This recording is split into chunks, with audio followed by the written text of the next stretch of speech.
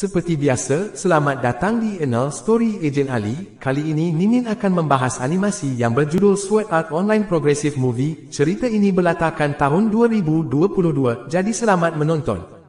Intro.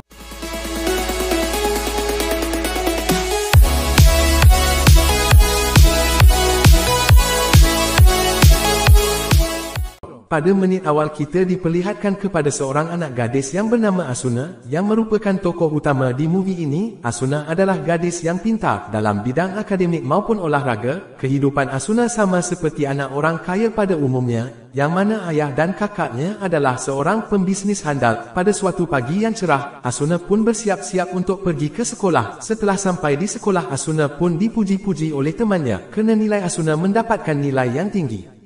"Asuna, kamu pintar banget sih," tenan kata Asuna. "Tapi ada orang yang lebih pintar dari aku," kata Asuna.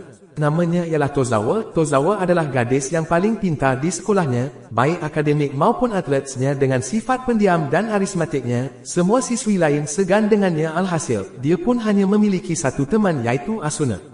Sangat berbanding terbalik dengan Asuna yang sangat banyak mempunyai teman. Sepulang sekolah, Asuna dan Tozawa pergi ke atas gedung sekolah untuk bermain game bersama. Dalam permainan tersebut, Tozawa berhasil mengalahkan Asuna terus-menerus. "Kau geng banget anjir," kata Asuna. "Buatkan latihan terus," kata Tozawa. Singkat cerita, Tozawa pun memperkenalkan game berteknologi canggih terbaru yang akan segera liris. Game ini mampu membuat penggunanya masuk ke dalam game melewati arus otak. Asuna pun berkata, "Gua gak punya alatnya, gimana mau main?" "Minta eja ke bapa lo," kata Tozawa. "Ibu gua pelit," kata Asuna. Setelah pulang sekolah, dengan kondisi rumah yang kosong, Asuna pun masuk ke kamar kakaknya. Asuna pun menemukan alat yang dibeli kakaknya untuk bermain game Sword Art Online yang dimaksud oleh Tozawa. Tak fikir panjang, Asuna pun langsung memakai alat tersebut dan kesadaran Asuna pun hilang di alam nyata dan berpindah ke alam game. Seperti game pada umumnya, sebelum masuk game kita disuruh untuk memilih avatar kita. Mulai ujung kaki sampai ujung kepala, Asuna yang bingung memilih fotonya sendiri untuk dijadikannya karakter. Setelah selesai, Asuna pun dihantarkan ke lantai 1 atau kota awal. Sesampainya Asuna di sana, ia pun langsung mencari Tozawa. Menyusumi Tozawa dengan teriak-teriak. Tiba-tiba datang seorang laki-laki dengan badan yang besar menghampiri Asuna. Asuna yang tidak mengetahui siapa laki-laki itu pun merasa takut. Laki-laki itu pun langsung mengatakan bahawa dirinya adalah Tozawa. Mereka berdua pun mengobrol dengan asyiknya. Setelah itu, Tozawa mengajak Asuna untuk berkeliling di dunia game tersebut. Setelah Asuna dan Tozawa berkeliling dan hari pun sudah mulai senja, Asuna pun berkeinginan untuk pulang, akan tetapi tombol logoutnya sudah tidak ada. Tiba-tiba, lonceng di kota itu pun berbunyi dan mereka diteleport paksa dalam satu lapangan yang besar. Setelah itu muncullah Kayabe Akihiko yang merupakan pengembang game ini atau otak di balik tragedi yang akan terjadi. Dia muncul untuk memberitahu bahawa game ini sudah menjadi nyata. Yang artinya apabila mereka mati di game ini, mereka juga mati di alam nyata. Begitupun apabila ada kerabat mereka yang mencuba melepaskan alat game ini, maka pemain tersebut juga akan mati kerana pembuat game sudah menanamkan gelombang yang dapat merusak otak di alat tersebut. Apabila aturan yang dibuat pengembang dilanggar, mereka hanya dapat keluar dari game ini apabila mereka berhasil menaklukkan ke 100 lantai atau 100 level dan mengalahkan satu bos monster di setiap lantainya. Lalu Kayabe Akihiko memberikan sebuah cermin kepada seluruh pemain. Selanjutnya seluruh pemain pun berubah ke bentuk fisik aslinya. Para pemain histeris dan ketakutan kerana mereka semua terjebak di dalam game. Tolong subscribe channelnya. Di tengah-tengah keributan, Tozawa pun mengajak Asuna untuk mencari buff supaya level mereka meningkat agar mereka dapat menaklukkan game ini dan pulang bersama. Ketika sedang berburu buff, Asuna pun diserang monster dan hampir mati. Untung saja Tozawa langsung membantu. Asuna pun menangis kerana ketakutan. Lalu Tozawa berjanji akan selalu melindungi Asuna sampai kapanpun. Hal itu dapat membuat hati Asuna menjadi lebih tenang. Setelah beberapa hari di situ, mereka berdua pun beradaptasi semakin lihai dalam memakai senjata mereka. Lanjut, saat mereka mencari item di salah satu gua, mereka mendengar suara pemain lain yang sedang mencerit. Mereka pun langsung mendatanginya. Setelah samapi, mereka hanya terdiam kerana para monsternya sangatlah banyak. Mereka pun tidak dapat membantu dan para pemain itu pun mati. Setelah itu mereka pulang dengan penuh penyesalan. Pada hari berikutnya, mereka kembali berburu monster untuk meningkatkan level mereka. Di daerah pegunungan dalam perjalanan mereka bertemu monster kecil yang bernama Nepent. Monster ini lemah walaupun lemah mereka tidak pernah sendirian.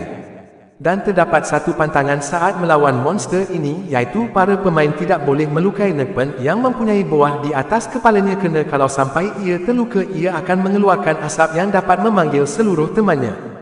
Mereka pun bertarung dengan lihainya. Setelah itu Tozawa melihat salah satu monster langka yang mempunyai item langka. Tozawa pun langsung mengejarnya. Dan pada akhirnya Tozawa berhasil mengalahkannya. Setelah itu Tozawa langsung kembali ke tempat Asuna. Asuna yang lengah tak sengaja melukai Nepentehi yang mempunyai buah di atas kepalanya. Nepent itu pun langsung mengeluarkan asap. Alhasil para Nepent lain yang mencium asap tersebut langsung berdatangan. Mereka berdua pun melawan para monster tersebut dengan sekuat tenaga. Tozawa yang tak sengaja menginjak batu yang rapuh, akhirnya terjatuh ke bawah. Ialah masa jatuh ke atas. Asuna pun tertinggal sendiri di atas.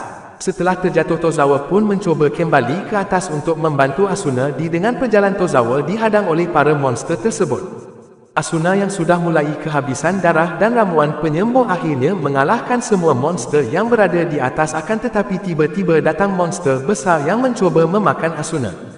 Tozawa yang masih dalam perjalanan pun merasa panik kerana monster yang mendatangi tidak ada habisnya. Dia pun melihat ke atas monitor yang berada di atas kepalanya dan Tozawa melihat bahawa Asuna sudah mulai kehabisan darah.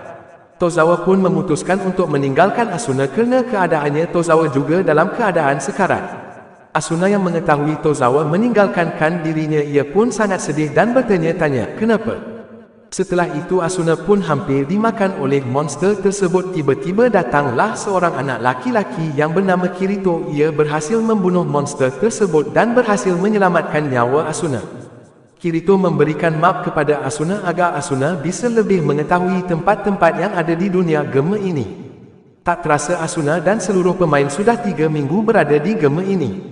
Korban jiwa pun sudah mencapai 1,800 orang. Asuna yang mendengar hal itu langsung kejek dan sudah mulai pasrah tentang kehidupannya.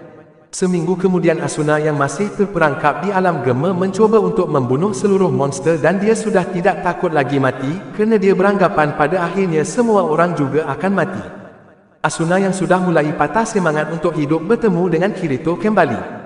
Kirito memberitahu bahawa ada pertemuan di alun-alun untuk membahas cara mengalahkan bos monster level 1 atau bos lantai dasar.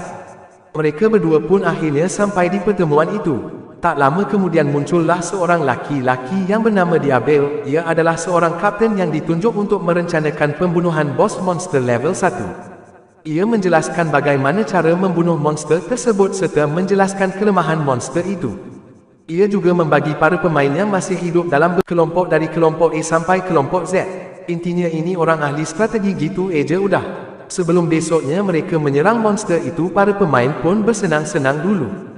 Kirito pun mengajak Asuna untuk menginap di rumah Kirito. Awalnya Asuna tidak mau, tapi kerana di tempat Kirito ada kamar mandi yang bagus, Asuna pun mengiyakannya. Kirito juga memberikan item pedang kepada Asuna. Asuna juga bercerita tentang sahabatnya yang meninggalkannya. Kirito pun menasihati Asuna mungkin saja sahabatnya meninggalkannya kerana terpaksa.